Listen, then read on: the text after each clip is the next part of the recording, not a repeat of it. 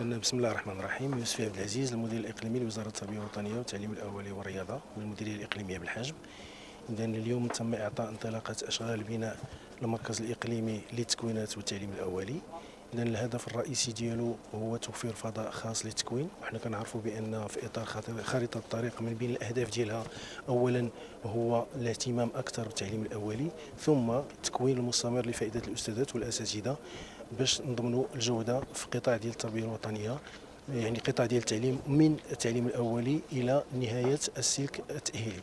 اذا هذا المشروع هذا كيضم واحد المدرج واربع قاعات خاصه بالتكوينات، ثم قاعه متعدده الوسائط وقاعه مخصصه. اذا غادي تمكننا باش اننا نوفروا واحد الفضاء للتكوين. كذلك غادي يكون فضاء لقاعة موارد لفائدة التعليم الأولي، واللي من خلالها غادي يتم تكوين أو التكوين المستمر لفائدة المربيات والمربين من أجل الإعداد ديال الوسائل التعليمية الخاصة بالتعليم الأولي.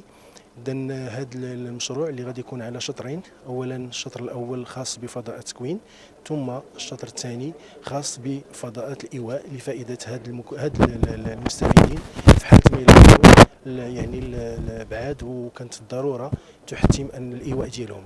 اذا الكلفه ديال لفضاءات التكوين تناهز 4.5 مليون ديال الدرهم، ومده الانجاز 7 اشهر، في انتظار ان شاء الله يعني برمجه الشطر الثاني.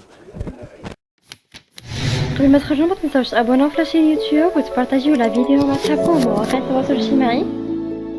ما تنساوش ديروا جيم وتضغطوا على الجرس باش يوصلكم جديد ديالنا.